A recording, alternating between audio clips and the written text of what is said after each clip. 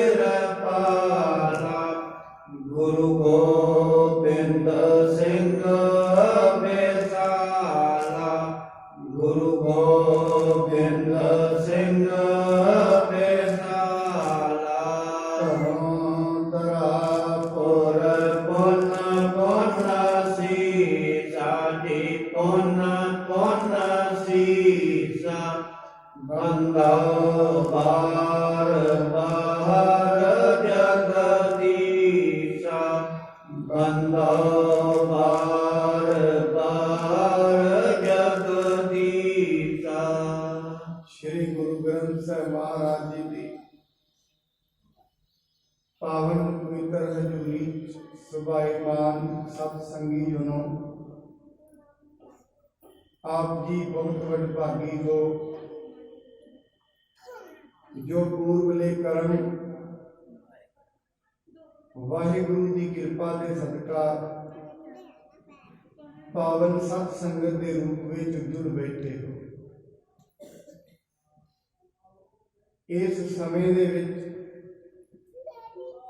जैसी दशा इस समय दुनिया की है, जैसा ये वातावरण चल रहा है, इस वातावरण के परछाए महाराज एक गल कहते ने, इस दुनिया विच इक्को ही वड्डा पुण्य है जिस दे कमाउण दे नाल सारियां ही पुण्यां दा फल मिलदा। इस समय होर तरीके दे पुण्य कमाउण दी लोड़ नहीं। होर तरीके दे पुण्य अगर मनुख कमाउंदा है, उस दे नाल उसकी होमे की जिहड़ी मैल है वो वधदी है। दान करता है, दान दे नाल ही होमे की मैल वधदी है। कारण ये क्योंकि मनुख नूं ये नहीं पता जो मेरे कोल माया है, मेरे कोल शरीर है, ये मेरा नहीं है। जदों इन्ना ज्ञान हो जाता है, फिर दान दिता जाए, फिर उस मनुख च होमे नहीं आई। जदों ते मनुख नूं ये लगता है ये सब कुछ जो मैं कमाया है ये मेरा ही है, उदों ते दान भी जिहड़ा झूठा हो जाए। दान दे विच भी जिहड़ी भावना हुंदी है वो होमे दी हुंदी। साहिब जी कहंदे ने, कल मैं इहो पुन गुण गोबिंद गाए। गोबिंद दे गुण गाने, परमात्मा नूं याद करना, उस दे गुणां दे बारे विचार करनी, यही सब तो वड्डा पुण्य है। यही सब तो वड्डी दया है। यही सारे वेदां का सार है। कहो नानक यह तत् विचारा, बिन हर भजन नहीं छुटा। गुण गोबिंद गायो नहीं, जन्म आकार। कहो नानक हर भज मना, जे बिन जल होगी। जिवें जल की मछली जल तो बिना नहीं रह सकती, इवें मनुख परमात्मा की बंदगी तो बिना ना रहे। ऐसी भावना पैदा होए, और ये भावना पैदा होती है जो मनुख संगत में आता है, वाहिगुरु के बारे जानता है, उस दे बारे सुनता है। जदों तक सुनेगा नहीं, उदों तक भाव पैदा नहीं। ताई सतगुरु महाराज जी ने सत संगत नूं बहुत वड्डे फल देण वाली मानी। साध संगत अस्थान जगमग नूर है, भाई गुरदास जी। बढ़दा होया नूर, सूरज की न्याई है सत संगत। मनुख के हिरदे नूं प्रकाशित करती है, अवगुणां नूं बाहर कढ दिंदी है। संगत विच आके हौली हौली प्रेम पैदा होता है, फिर मनुख नूं अपने अंदर का पता लगता है, मेरे अंदर की चल रहा है। एक बारी सतगुरु जी महाराज को सिख इकट्ठे होके आए, बेनती की कि महाराज बाणी भी पढ़ते हैं, नाम भी जपते हैं, मन नहीं लगता। जपीदी भी है, मन नहीं लगता। मन विच ते होर ही माड़े माड़े विचार चली जाते। जिवें ही नाम जपीदा माड़े विचार शुरू, जिवें नाम जपी रहा आलस शुरू। संगत विच बैठी दा मन काला पै जाता।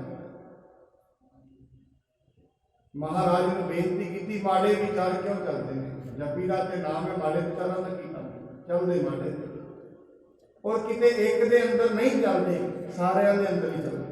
सारे मन सारिਆਂ ਦਾ ही काला है। मन काला है ताई ते जन्म मिले। जे साफ होंदा तो जन्म की की लोड़ सी? जदों मन निर्मल ही हो गया, फिर जन्म मरण खत्म, बंधन टुट गया। हजे मनुख नूं जात दे बंधन ने, माया दे बंधन ने, पता नहीं किन्ने प्रकार के बंधन, पता ही नहीं है। हजे मन काला है, पर मन काला है इस बारे पता किसे किसे नूं है, सारे नूं भी नहीं पता। जदों तक ये नहीं पता, उदों तक फिर इसदा इलाज किवें होएगा? सतगुरु जी कहते हैं, जे तुहानूं ये पता लग गया मन विच माड़े विचार चलते हैं, ये तो तुहाडे ते किरपा हो गई है। यही तो किरपा है। पता तो लगा पहला मैं माड़ा हाँ, हजे ते हरेक मनुख ही अपने आप से ये समझी बैठा है, मेरे नालों बड़ा सच कोई नहीं। मैं सवेरे भी बेनती की, दो मनुखों की लड़ाई हो जाए, चुप ही नहीं करते। वो कहना मैं सच्चा, वो कहना मैं सच्चा। झूठा अपने आप को मन के राजी कोई मनता ही नहीं। मनुख मेरे अंदर पाप ने, मनता ही नहीं। ये मनता ही नहीं है मैं रोज औगण कमाया, मनता ही नहीं। पाप करे कर मुकर पाप, पाप करता है मुकर जाता है, पाप करता है मुकर जाता है। जदों तक यही नहीं पता, अपने आप को यही नहीं पता लग रहा मेरे मन में की चल रहा है, फिर इलाज की होगा? वो मनुख गुरु की संगत में जाएगा। संगत में ते वो आके बैठेगा जिन्हों पता लग गया मेरा मन माड़ा है तो मैनू इलाज की जरूरत है, वो बैठेगा। हॉस्पिटल दे विच डॉक्टर को वही जाता है जिन्हों पता लग गया मेरे शरीर में बीमारी है। और कई बार ऐसा होता है बीमारियां अंदर चलदियां रहंदियां ने, जो अखीरी स्टेज होती है डॉक्टर को चेक करो तो कहते इलाज ही नहीं है, अखीरी स्टेज। बीमारियां अंदर सारियां दे मैं रोग सारियां के अंदर चल रहा है, और वड्डा रोग है, सब तो वड्डा रोग गुरबाणी ने मन्ने एक ही रोग हौमे सारियां दे अंदर ही। किसी नूं रूप का मान है, किसी नूं जवानी का मान है, किसी नूं बरादरी का भरावां का मान है, ਕਿਸੇ ਨੂੰ ਚਾਰ ਮਨੁੱਖ ਉਹਦੇ ਨਾਲ ਚੱਲ ਪੈਂਦੇ ਨੇ, ਇਹਦਾ ਮਾਣ ਹੈ। ਕਿਸੇ ਨੂੰ ਮਾਇਆ ਦਾ ਮਾਣ ਹੈ, ਘਰਾਂ ਦਾ ਮਾਣ ਹੈ, ਪਰਿਵਾਰਾਂ ਦਾ ਮਾਣ ਹੈ, ਕਿੰਨੇ ਮਾਣ ਨੇ। ਜਦੋਂ ਦੀ ਇਹ ਨਾਲ ਨਾਲ ਚੱਲ ਰਹੇ ਨੇ, ਰੱਬ ਦਾ ਨਾਮ ਦੇ ਅੰਦਰ ਵਸਦਾ ਨਹੀਂ, ਉਦੋਂ ਕੋਈ ਨਹੀਂ ਵਸੇਗਾ। ਜੇ ਦਿਨ ਇਹ ਖਤਮ ਹੋਣਗੇ, ਨਾਮ ਵਸੇਗਾ ਹੀ, ਉਹ ਤੋਂ ਪਹਿਲਾਂ ਨਹੀਂ। ਔਰ ਇਹ ਜਿਹੜਾ ਰੋਗ ਹੈ ਬੜਾ ਗੰਭੀਰ ਹੈ, ਸਾਰਿਆਂ ਦੇ ਅੰਦਰ ਹੀ ਲੱਗਿਆ ਹੋਇਆ, ਸਾਰਿਆਂ ਦੇ। ਕੋਈ ਵਿਰਲਾ ਹੀ ਮਨੁੱਖ ਹੈ ਜਿਹੜਾ ਇੱਥੋਂ ਬਚ ਪਾਉਂਦਾ, ਵਿਰਲਾ ਹੀ ਬਚ ਹੀ ਨਹੀਂ ਪਾਉਂਦਾ। ਫਿਰ ਜਦੋਂ ਮਨੁੱਖ ਆਖਰੀ ਸਟੇਜ ਤੇ ਆ ਜਾਂਦਾ, ਹੁਣ ਆ ਗਿਆ ਆਖਰੀ ਸਟੇਜ ਤੇ, ਹੁਣ ਸੋਚਦਾ ਮੈਂ ਬੰਦਗੀ ਕਰਾਂ ਤੇ ਠੀਕ ਹੋ ਜਾਏ, ਨਹੀਂ ਹੁੰਦਾ। ਜੇ ਉਹਦੀ ਕਿਰਪਾ ਹੋ ਜਾਏ, ਕੋਈ ਐਸੀ ਉਹਦਾ ਕਰਮ ਜਾਗ ਜਾਏ, ਕਿਰਪਾ ਹੋ ਜਾਏ ਤੇ ਠੀਕ ਹੋ ਜਾਏਗਾ। ਕਈ ਵਾਰੀ ਮਨੁੱਖ ਆਖਰੀ ਸਟੇਜ ਤੇ ਡਾਕਟਰ ਦੇ ਕੋਲ ਜਾਂਦਾ। ਇਸ ਕਰਕੇ ਮਹਾਰਾਜ ਕਹਿੰਦੇ ਨੇ ਆਖਰੀ ਸਟੇਜ ਤੇ ਨਾ ਜਾ, ਹੁਣ ਪਹਿਲਾਂ ਸਤ ਸੰਗਤ ਪਹਿਲਾਂ ਕਰ, ਤੇਰੇ ਕਰਮ ਮਾੜੇ ਹੋ ਰਹੇ ਨੇ, ਸਤ ਸੰਗਤ ਨਾ ਕਰਨਾ। ਗੱਲ ਇਹ ਰੋਜ਼ ਰੋਜ਼ ਰੋਗ ਵੱਧਦਾ ਹੀ ਜਾ ਰਿਹਾ, ਵੱਧਦਾ ਹੀ ਜਾ ਰਿਹਾ। ਆਏ ਸਤਿਗੁਰੂ ਜੀ ਨੇ ਕਿਹਾ, ਜੋ ਸਤਿਗੁਰ ਸ਼ਰਨ ਸੰਗਤ ਨਹੀਂ ਆਏ, ਤ੍ਰਿਗ ਜੀਵੇ ਤ੍ਰਿਗ। ਜੀਵਨ ਮਾੜਾ ਹੁੰਦਾ ਰੋਜ਼। ਸੋ ਗੁਰੂ ਰਾਮਦਾਸ ਮਹਾਰਾਜ ਜੀ ਦੇ ਪਾਵਨ ਜੀਵਨ ਦੀ, ਹੁਣ ਗੁਰੂ ਅਰਜਨ ਸਾਹਿਬ ਜੀ ਦੇ ਪਾਵਨ ਜੀਵਨ ਦੀ ਇਹ ਕਥਾ ਚੱਲ ਰਹੀ ਹੈ, ਜਿਸ ਤੋਂ ਅਸੀਂ ਕੱਲ ਇਹ ਸ਼ਰਵਣ ਕੀਤਾ ਸੀ। ਸਤਿਗੁਰੂ ਮਹਾਰਾਜ ਜੀ ਦਾ ਸ਼ਬਦ ਪੜ੍ਹ ਕੇ ਭਾਈ ਗੁਰਦਾਸ ਜੀ ਪਾਵਨ ਜਿਹੜੀ ਬਿਆਸਾ ਦਰਿਆ ਹੈ ਉਹਦੇ ਵਿੱਚ ਉਹਨਾਂ ਪ੍ਰਵੇਸ਼ ਕੀਤਾ। ਔਰ ਸਾਧ ਸੰਗਤ, ਭਾਈ ਗੁਰਦਾਸ ਜੀ ਦਾ ਵਿਸ਼ਵਾਸ ਇਹ ਹੈ, ਜੇ ਗੁਰੂ ਦਾ ਸ਼ਬਦ ਭੌਜਲ ਤੋਂ ਪਾਰ ਲੰਘਾ ਸਕਦਾ ਹੈ, ਫਿਰ ਇਸ ਸੰਸਾਰ ਦੀਆਂ ਨਦੀਆਂ ਤੇ ਕੀ ਵੱਡੀਆਂ। ਇਹ ਵਿਸ਼ਵਾਸ ਧਾਰਨ ਕਰਕੇ ਨਦੀ ਦੇ ਵਿੱਚ ਪ੍ਰਵੇਸ਼ ਕਰ ਗਏ। ਜਲ ਗੋਡਿਆਂ ਤੇ ਆਇਆ, ਹੋਰ ਸੰਗਤ ਵੀ ਪਿੱਛੇ ਪ੍ਰਵੇਸ਼ ਕਰ ਰਹੀ ਹੈ। ਆਓ ਜਿਵੇਂ ਹੁਣ ਅੱਗੇ ਕਥਾ ਚੱਲਦੀ ਹੈ, ਬੜੇ ਪ੍ਰੇਮ ਸਤਿਕਾਰ ਨਾਲ ਸਰਵਣ ਕਰੀਏ। ਆਰੰਭ ਕਰਨ ਤੋਂ ਪਹਿਲਾਂ ਸਤਿਗੁਰੂ ਜੀ ਵੱਲੋਂ ਬਖਸ਼ੇ ਪਾਵਨ ਗੁਰਮੰਤਰ ਨਾਲ ਸੰਗ ਪਾਈਏ। ਸਤਿਨਾਮ ਸ੍ਰੀ ਵਾਹਿਗੁਰੂ ਸਾਹਿਬ ਜੀ। ਸਤਿਨਾਮ ਸ੍ਰੀ ਵਾਹਿਗੁਰੂ ਸਾਹਿਬ ਜੀ। ਕੱਟ ਲੱਗ ਜਲ ਕਿਸ ਕੇ ਨਹਿ ਆਇਓ, ਸੰਗਤ ਸਕਲ ਪਾਰ ਉਤਰਾਇਓ। ਕਿਸੇ ਦੇ ਵੀ ਪਾਣੀ ਲੱਗ ਤੇ ਨਾ ਆਇਆ, ਸਾਰੀ ਸੰਗਤ ਵੀ ਬਿਆਸਾ ਦਰਿਆ ਦੇ ਪਿੱਛੇ ਪਿੱਛੇ ਚੱਲ ਪਈ, ਔਰ ਸਾਧ ਸੰਗਤ ਸਾਰੀ ਸੰਗਤ ਹੀ ਪਾਰ ਨਿਕਲ ਗਈ ਹੈ। ਗੁਰ ਕੋ ਸ਼ਬਦ ਕਰਿਓ ਵੱਡ ਬੇਰਾ, ਭਏ ਪਾਰ ਸਗਰੇ ਬਿਨ ਬੇਰਾ। ਗੁਰੂ ਦੇ ਸ਼ਬਦ ਨੂੰ ਹੀ ਬੇੜਾ ਬਣਾ ਲਿਆ, ਬਿਨਾਂ ਦੇਰੀ ਕੋਈ ਪਾਰ ਨਹੀਂ ਕਰਦੇ। ਮੈਂ ਕੱਲ ਬੇਨਤੀ ਕੀਤੀ, ਸਾਧ ਸੰਗਤ ਦੋ ਚੀਜ਼ਾਂ ਨੇ। ਇੱਕ ਹੁੰਦਾ ਗਿਆਨ ਦੇ ਤਲ ਤੇ ਜੀਣਾ, ਬੁੱਧੀ ਦੇ ਤਲ ਤੇ। ਇੱਕ ਹੁੰਦਾ ਸ਼ਰਧਾ ਦੇ ਤਲ ਤੇ। ਗਿਆਨ ਤੋਂ ਬਿਨਾ ਸ਼ਰਧਾ ਅੰਧੀ ਹੁੰਦੀ ਹੈ, ਸ਼ਰਧਾ ਤੋਂ ਬਿਨਾ ਗਿਆਨ ਲੰਗੜਾ ਹੁੰਦਾ। ਜਿਵੇਂ ਜਿਵੇਂ ਮਨੁੱਖ ਦੁਨਿਆਵੀ ਤੌਰ ਤੇ ਗਿਆਨੀ ਬਣੀ ਜਾਂਦਾ ਹੈ, ਪਦਾਰਥਾਂ ਦਾ ਗਿਆਨ ਇਸ ਨੂੰ ਹੋ ਗਿਆ, ਸਾਇੰਸ ਦਾ ਗਿਆਨ, ਸਾਇੰਸ ਪਦਾਰਥਾਂ ਦਾ ਗਿਆਨ। ਜਦੋਂ ਜਦੋਂ ਇਹਨੂੰ ਕਿ ਬੁੱਧੀ ਦੇ ਤਲ ਤੇ ਗਿਆਨ ਹੁੰਦਾ ਗਿਆ, ਉਵੇਂ ਉਵੇਂ ਮਨੁੱਖ ਗਿਆਨ ਦੇ ਤਲ ਤੇ ਜਿਉਣ ਵਾਲਾ, ਬੁੱਧੀ ਦੇ ਤਲ ਤੇ ਜਿਉਣ ਵਾਲਾ ਉਹ ਜਿਹੜਾ ਮਨੁੱਖ ਹੈ, ਫਿਰ ਜਿਹੜੀਆਂ ਪਰਮਾਤਮਾ ਦੇ ਇੱਕ ਰਿਸ਼ਵੇ ਨੇ, ਇਹਨਾਂ ਨੂੰ ਨਹੀਂ ਮੰਨਦਾ ਕਿ ਉਹਦਾ ਦਿਮਾਗ ਇਸ ਮਨ ਨੂੰ ਪਿਆਰ ਹੀ, ਕਿਉਂਕਿ ਬੁੱਧੀ ਦੇ ਤਲ ਤੇ ਜੀ ਰਿਹਾ। ਉਸ ਨੂੰ ਇਹ ਲੱਗਣ ਲੱਗ ਜਾਂਦਾ ਹੈ, ਜੋ ਮੇਰੇ ਦਿਮਾਗ ਵਿੱਚ ਜਾਏ ਇਸ ਤੋਂ ਵੱਡਾ ਤੇ ਦੁਨੀਆ ਤੇ ਕੁਝ ਹੈ ਹੀ ਨਹੀਂ। ਇਹ ਹੁੰਦਾ ਆਪਣੇ ਦਿਮਾਗ ਦੇ ਤਲ ਤੇ ਉਹ ਮਨੁੱਖ ਜੀਂਦਾ ਹੈ। ਇੱਕ ਮਨੁੱਖ ਉਹ ਹੈ ਜਿਹੜਾ ਸ਼ਰਧਾ ਦੇ ਤਲ ਤੇ ਜੀ ਰਿਹਾ ਹੈ। ਸ਼ਰਧਾ ਤੇ ਹੈ, ਅਜੇ ਗਿਆਨ ਨਹੀਂ, ਫਿਰ ਉਹ ਸ਼ਰਧਾ ਵੀ ਅੰਧ ਵਿਸ਼ਵਾਸ ਬਣ ਜਾਂਦੀ ਹੈ। ਉਹ ਐਸੇ ਐਸੇ ਕਰਮ ਮਨੁੱਖ ਕਰਦੇ ਨੇ, ਪਤਾ ਨਹੀਂ ਕਿਹੜੇ ਕਿਹੜੇ ਕਿੰਨਾ ਕਿੰਨਾ ਚੀਜ਼ਾਂ ਦੀ ਪੂਜਾ ਕਰਨੀ ਸ਼ੁਰੂ ਕਰ ਦਿੰਦੇ, ਅੰਧ ਵਿਸ਼ਵਾਸ ਬਣ ਜਾਂਦਾ। ਇਸ ਕਰਕੇ ਸਤਿਗੁਰੂ ਜੀ ਮਹਾਰਾਜ ਨੇ ਕਿਹਾ, ਇਹ ਸ਼ਬਦ ਜਪੋ, ਇੱਕ ਪਰਮਾਤਮਾ ਤੇ ਵਿਸ਼ਵਾਸ ਰੱਖੋ। ਜਿਵੇਂ ਜਿਵੇਂ ਪਰਮਾਤਮਾ ਦੇ ਅੱਗੇ ਅੱਗੇ ਚੱਲਾਂਗੇ, ਸੁਰਤ ਅੱਗੇ ਅੱਗੇ ਤੁਰੇਗੀ, ਗਿਆਨ ਵੀ ਹੋਏਗਾ ਤੇ ਸ਼ਰਧਾ ਵੀ ਵਧੇਗੀ। ਕਹਿੰਦੇ ਹਨ ਇੱਕ ਜੰਗਲ ਦੇ ਵਿੱਚ ਅੱਗ ਲੱਗ ਗਈ, ਉਹਦੇ ਵਿੱਚ ਇੱਕ ਅੰਧਾ ਮਨੁੱਖ ਸੀ, ਇੱਕ ਲੰਗੜਾ ਮਨੁੱਖ, ਦੋ ਸਨ। ਹੁਣ ਅੰਧੇ ਨੂੰ ਅੱਖਾਂ ਨਹੀਂ ਹਨ, ਲੱਤਾਂ ਹੈਗੀਆਂ ਨੇ, ਜਾ ਨਹੀਂ ਰਿਹਾ ਪਾਰ। ਹੁਣ ਜਿਹਦੇ ਲੱਤਾਂ ਨਹੀਂ ਹਨ ਉਹ ਪਾਰ ਜਾਣਾ ਚਾਹੁੰਦਾ, ਅੱਖਾਂ ਤੇ ਹੈਗੀਆਂ ਨੇ ਪਾਰ ਉਹ ਵੀ ਨਹੀਂ ਜਾ ਸਕਦਾ, ਅੱਗ ਬੜੀ ਤੇਜ਼ ਆ ਰਹੀ। ਹੁਣ ਦੋਵੇਂ ਸਲਾਹ ਕਰਦੇ ਨੇ, ਜਿਹਦੇ ਅੱਖਾਂ ਨਹੀਂ ਹਨ ਕਹਿੰਦਾ ਲੱਤਾਂ ਤੇ ਮੇਰੇ ਹੈਗੀਆਂ ਨੇ, ਅੱਖਾਂ ਤੇਰੇ ਨੇ, ਤੂੰ ਮੇਰੇ ਮੋਢਿਆਂ ਤੇ ਮੈਨੂੰ ਰਾਸਤਾ ਦੱਸੀ ਚੱਲ, ਆਪਾਂ ਦੋਵੇਂ ਪਾਰ ਹੋ। ਬਸ ਐਵੇਂ ਸਮਝ ਲੈਣਾ ਚਾਹੀਦਾ ਹੈ ਜਿਹੜਾ ਗਿਆਨ ਹੈ ਉਹ ਅੱਖਾਂ ਨੇ, ਪਰ ਗਿਆਨ ਦੇ ਅੱਖਾਂ ਤੇ ਹੈਗੀਆਂ ਨੇ, ਲੱਤਾਂ ਕੋ ਨਹੀਂ। ਐਵੇਂ ਜਿਹੜੀ ਸ਼ਰਧਾ ਹੈ, ਸ਼ਰਧਾ ਤੇ ਲੱਤਾਂ ਤੇ ਹੈਗੀਆਂ ਨੇ, ਅੱਖਾਂ ਨਹੀਂ।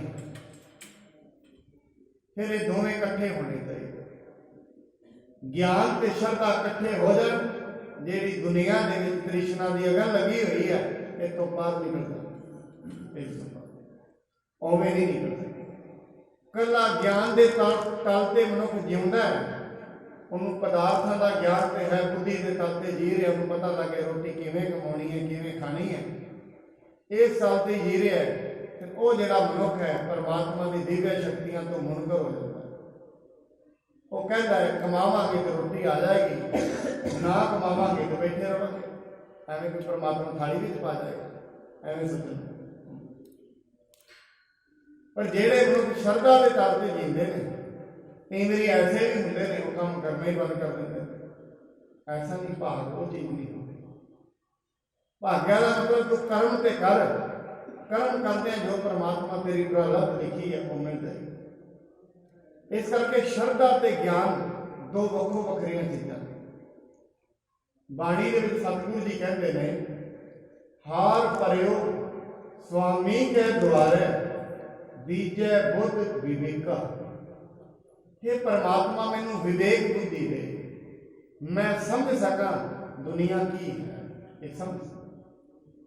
इस करके जिन्हों ने पदार्थों की खोज की है, जिन्होंने साइंसदान असीं कह दिंदे हैं, साइंस शब्द का मतलब ही ज्ञान ही होता है। उन्होंने जिमें जिमें पदार्थों की खोज की, पत्थर की खोज की है, मनुख के विचों कई कई चीज़ां खोजियां ने। अंदर से पदार्थों की खोज की, अंदर किहड़ा रब मिलेगा? फिर उन्हें कह दिता रब है ही नहीं। अखां दे नाल सिर्फ पदार्थों की खोज की नहीं मिलिया। हुण जिन्हां ने पदार्थों की खोज ते नहीं की, सिर्फ रब का ना ही जपिया, उन्हें कह दिता सारा कुछ रब ही है, और कुछ है ही नहीं। सब गोबिंद है, सब गोबिंद है, कह दिता सारा कुछ ही गोबिंद है। मनुख चल रहा है उसकी रजा में, उस तो बाद नहीं चल रहा। ये जो कर्म कमा रहा है, कर्मां की सजा मिलती है या प्रलब्ध मिलती है, वो हुक्म में ही हो रहा, उस तो बाद कुछ भी नहीं। इस करके मनुख स्थिर नहीं। हुण कई मनुख इस गल ते शंका कर लेंदे ने कि पानी दे विच बिना तैरे मनुख पार निकल जाएगा, किते नहीं निकलता।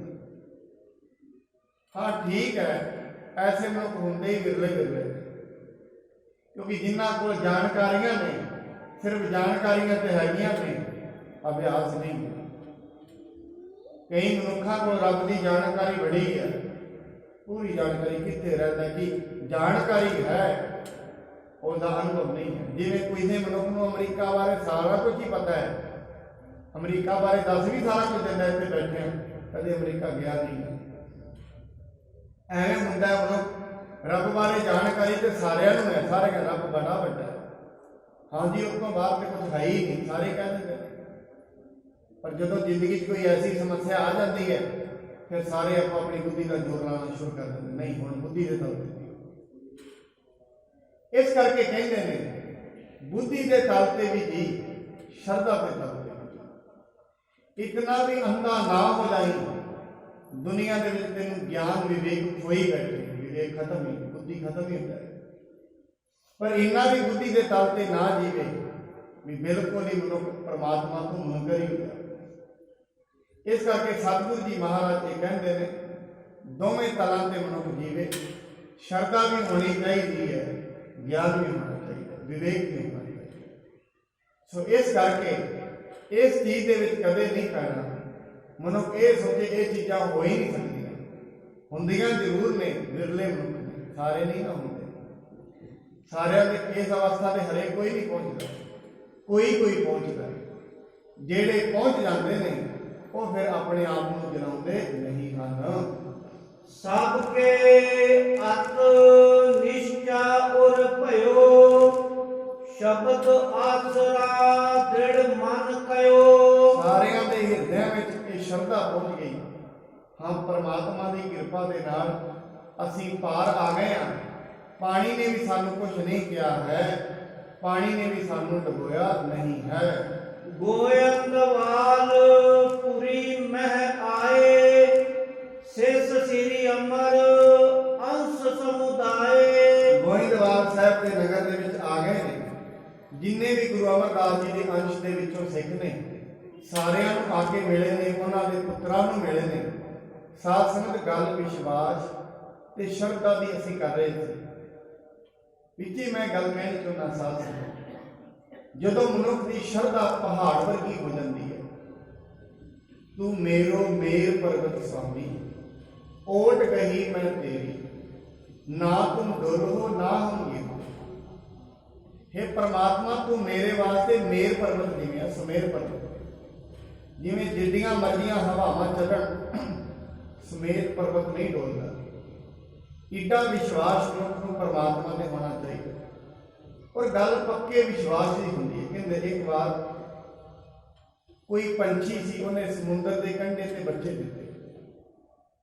समुंदर ने छल मारी, उहदे बच्चिआं नूं रुड़ के लै गया। कहानी है, वो पंछी कहता है मैं समुंदर को पूर देना, इन सारे पूर ही देना, भाव समुंदर मैं खत्म ही कर देना। वो अपनी चुंझ के नाल मिट्टी भरता है तो समुंदर में सुटता है। दूजे पंछी कहते हैं की गल हुई? कहते समुंदर ने मेरे नाल ज्यादती की है, मेरे बच्चों को मारिया, मैं इन्हें खत्म कर देना। उधर ठीक है, साड़ी जाति का पंछी सानू भी लगना चाहिए, होर पंछी भी लगे ना। सारे थोड़ी थोड़ी मिट्टी लैके हम समुंदर की असर हो। इन्हें होर पंछियों को पता लगा, सारी पंछियों दी जातियां समुंदर के कंढे इकट्ठियां हो गई। चलो भी समुंदर पर सारे अपनी चुंझां नाल लग गए। हुण जिहड़ा पंछियां दा राजा उहनूं कहंदे ने गरुड़, ते गरुड़ भगवान दी सवारी भी है। वो कहते हैं गरुड़ नूं पता लग गया, कहते मेरी जात के सारे पंछी लगे ने, मैं पीछे क्यों रहा, मैं भी चलता। वो भी चल गया। और पंछियों को आके कहता की गल हुई? कहते गल ये हुई है, समुंदर ने साडे नाल जादती की है, साडे बच्चे मारे, असीं इहनूं सुकाउणा है, इहनूं पूर देना मिट्टी पा के।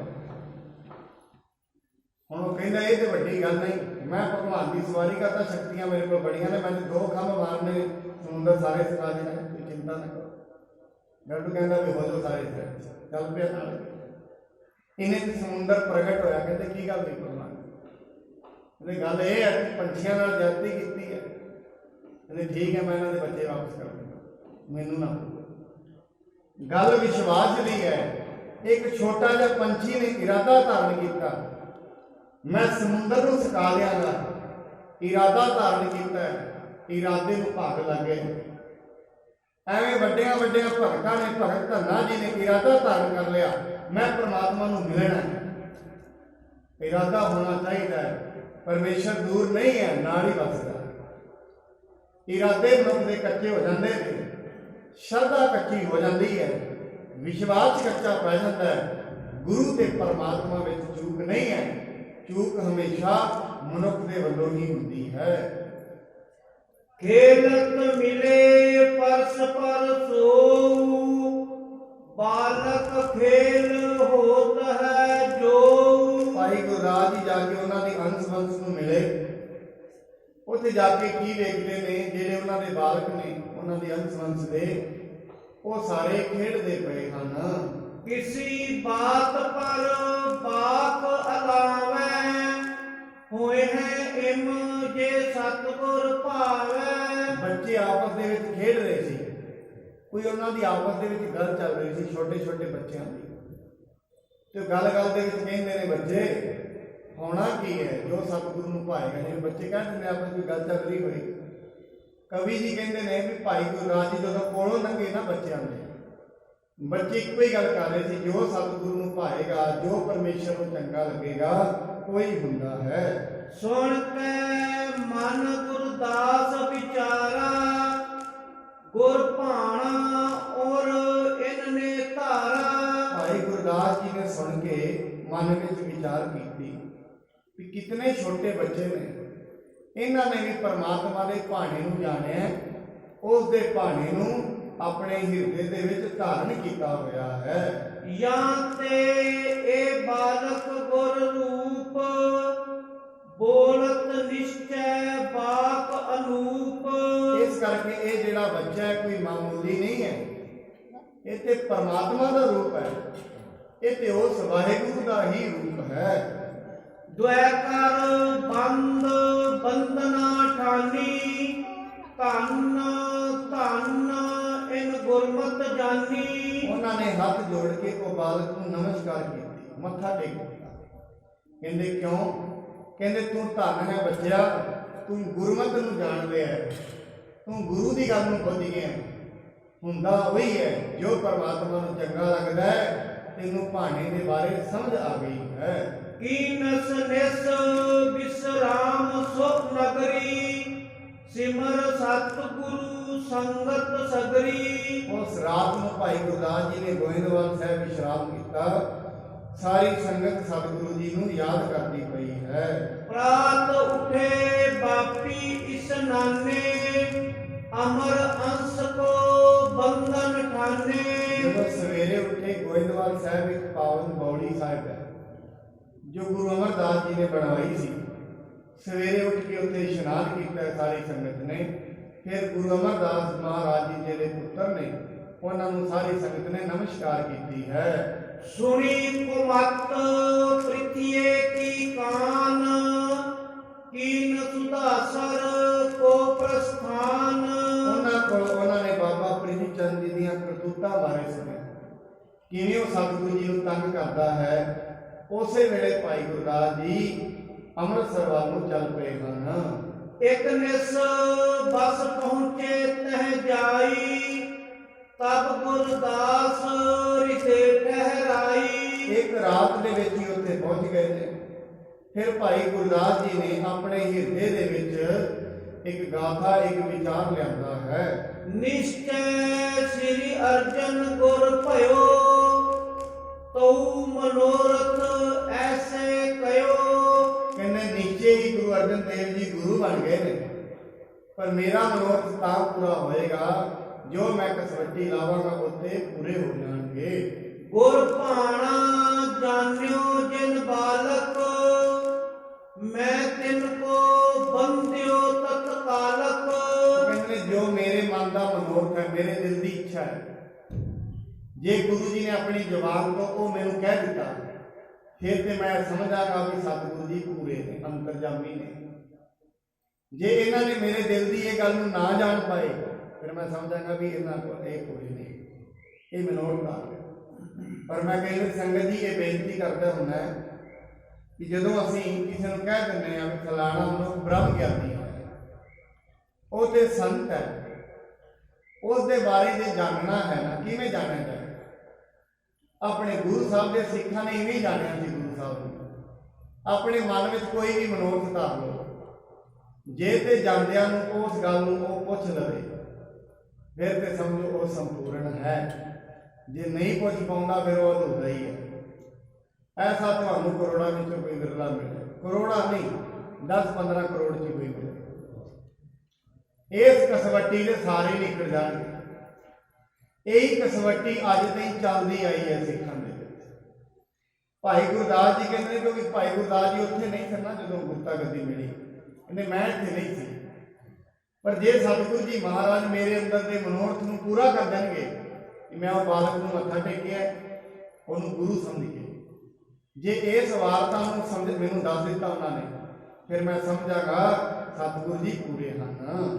ਬਿਨਾ ਭੰਨੇ ਇਹੋ ਸਕਲ ਪ੍ਰਸੰਗ, ਜੇਕਰ ਬੂਝੇਂਗੇ ਮੁਝ ਸੰਗ ਜੇ ਕਿਤੇ ਇਹ ਸਾਰਾ ਪ੍ਰਸੰਗ ਮੈਨੂੰ ਬਿਨਾਂ ਪੁੱਛੇ ਹੀ, ਇਹ ਜਿਹੜਾ ਸਾਰਾ ਪ੍ਰਸੰਗ ਹੈ ਸਤਿਗੁਰੂ ਜੀ ਜਾਂਦਿਆਂ ਨੇ ਮੈਨੂੰ ਪੁੱਛ ਲੈਣਗੇ ਕਿ ਗੁਰਦਾਸ ਦੱਸ ਉੱਥੇ ਕੀ ਹੋਇਆ ਹੈ, ਫਿਰ ਮੈਂ ਇਹ ਸਮਝ ਲਵਾਂਗਾ ਸਤਿਗੁਰੂ ਜੀ ਮਹਾਰਾਜ ਦਿਲਾਂ ਦੀਆਂ ਜਾਣਦੇ ਹਨ। ਤੋ ਜਾਨੋ ਮੈਂ ਗੁਰ ਇਹ ਭਏ ਸ੍ਰੀ ਨਾਨਕ ਪੰਚਮ ਤਨ ਲਏ। ਕਹਿੰਦੇ ਤਾਂ ਮੈਂ ਜਾਣਾਂਗਾ ਵੀ ਇਹ ਗੁਰੂ ਨਾਨਕ ਦਾ ਰੂਪ ਨੇ, ਪੰਜਵਾਂ ਰੂਪ ਨੇ। ਉਸ ਤੋਂ ਪਹਿਲਾਂ ਮੇਰੇ ਮਨ ਵਿੱਚ ਸ਼ਰਧਾ ਨਹੀਂ ਆਵੇਗੀ। ਏਵ ਮਨੋਰਥ ਕਰ ਉਰ ਮਾਹੀ ਡੇਰਾ ਕੀਨ ਸੁਧਾਸਰ ਪਾਹੀ। ਇਹ ਮਨ ਵਿੱਚ ਧਾਰ ਲਿਆ ਤੇ ਰਾਤ ਨੂੰ ਡੇਰਾ ਉਹਨਾਂ ਨੇ ਅੰਮ੍ਰਿਤਸਰ ਸਾਹਿਬ ਵੀ ਕਰ ਲਿਆ ਹੈ। ਨਿਸਪਤਾਏ ਕੀਨਸ ਇਸਨਾਨਾ ਸਭ ਸੰਗਤ ਲੈ ਵਸਤੂ ਨਾਨਾ। ਰਾਤ ਨੂੰ ਬਤੀਤ ਕੀਤਾ ਉੱਥੇ, ਸਵੇਰੇ ਸਾਰੀ ਸੰਗਤ ਨੇ ਇਸ਼ਨਾਨ ਕੀਤਾ, ਫਿਰ ਸਾਰੀ ਸੰਗਤ ਆਪਣੀਆਂ ਆਪਣੀਆਂ ਭੇਟਾਵਾਂ ਲੈ ਕੇ ਚੱਲ ਪਈ ਹੈ। ਸ੍ਰੀ ਅਰਜਨ ਸੋਹਤ ਜਿਸ ਥਾਏ ਜਾਏ ਸਪਨ ਬੰਦੇ ਤਿਨ ਪਾਏ। ਜਿੱਥੇ ਗੁਰੂ ਅਰਜਨ ਸਾਹਿਬ ਜੀ ਬੈਠੇ ਸਨ ਸਾਰੇ ਉੱਥੇ ਪਹੁੰਚ ਗਏ। ਸਾਰਿਆਂ ਨੇ ਹੱਥ ਜੋੜ ਕੇ ਸਤਿਗੁਰੂ ਜੀ ਮਹਾਰਾਜ ਦੇ ਚਰਨਾਂ 'ਚ ਮੱਥਾ ਟੇਕਿਆ ਹੈ। ਅਰਪੀ ਪੁੰਜ ਅਕੋਰ ਅਗਾਰੀ ਦਰਸ਼ਨ ਤੇ ਪ੍ਰਾਪਤ ਸੁਖ ਭਾਰੀ। ਗੁਰੂ ਜੀ ਦੇ ਅੱਗੇ ਨਜ਼ਰਾਨੇ ਵੱਲੋਂ ਦਰਸ਼ਨ ਭੇਟਾ ਵਜੋਂ ਕਈ ਭੇਟਾਵਾਂ ਸੰਗਤ ਨੇ ਅੱਗੇ ਰੱਖੀਆਂ ਹਨ। ਪ੍ਰੇਮਾਨੰਦ ਰਿਤੇ ਪਰ ਆਏ ਗੁਰ ਰਵ ਪਿਕ ਦ੍ਰਿਗ ਕੰਜ ਫਿਰਾਏ। ਪ੍ਰੇਮਾਨੰਦ ਨਾਲ ਭਰ ਗਏ, ਗੁਰੂ ਰੂਪੀ ਸੂਰਜ ਨੂੰ ਵੇਖ ਕੇ ਕਮਲ ਰੂਪੀ ਜਿਹੜੇ ਚਿਹਰੇ ਹਨ ਸਿੱਖਾਂ ਦੇ ਉਹ ਖਿੜ ਗਏ ਹਨ।